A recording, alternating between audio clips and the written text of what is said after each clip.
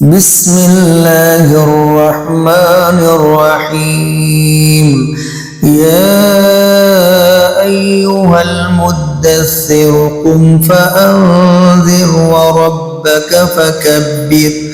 وثيابك فطهر والرجز فاهجر ولا تمنن تستكثر ولربك فاصبر. فإذا نقر في الناقور فذلك يومئذ يوم عسير على الكافرين غير يسير. ذرني ومن خلقت وحيدا وجعلت له مالا ممدودا وبنين شهودا ومهدت له تمهيدا ثم يطمع أن أزيد كلا إنه كان لآياتنا عنيدا سأرهقه صعودا إنه فكر وقدر فقتل كيف قدر ثم قتل كيف قدر ثم نظر ثم عبس وبسر ثم أدبر واستكبر فقال إن هذا إلا سحر يؤثر إن هذا إلا قول البشر سأصليه سقر وما أدراك ما سقر لا تبقي ولا تذر لواحة للبشر عليها 19 وما جعلنا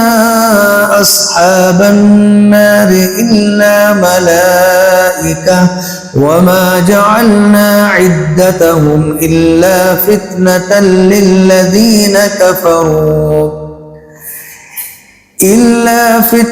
للذين كفروا ليستيقن الذين أوتوا الكتاب ويزداد الذين آمنوا إيمانا ولا يرتاب الذين أوتوا الكتاب والمؤمنون وليقول الذين في قلوبهم مرض والكافرون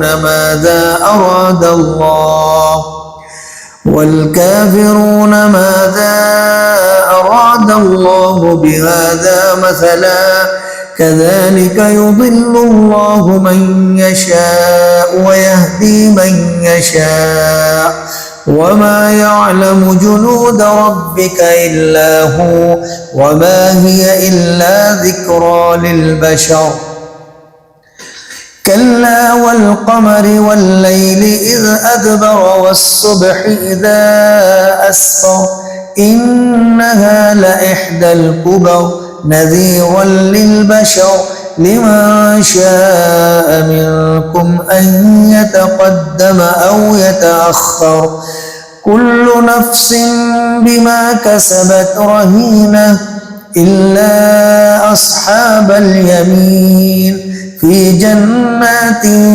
يتساءلون عن المجرمين ما سلككم في سقر قالوا لم نك من المصلين ولم نك نطعم المسكين وكنا نخوض مع الخائضين وكنا نكذب بيوم الدين حتى أتانا اليقين فما تنفعهم شفاعة الشافعين. فما لهم عن التذكرة معرضين كأنهم حمر مستنفرة فرت من قسورة بل يريد كل امرئ منهم أن يؤتى تؤتى صحفا منشرة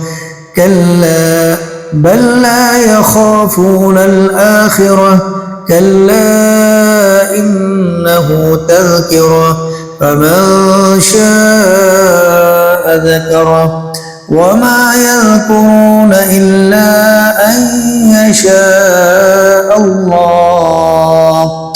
هو أهل التقوى وأهل المغفرة.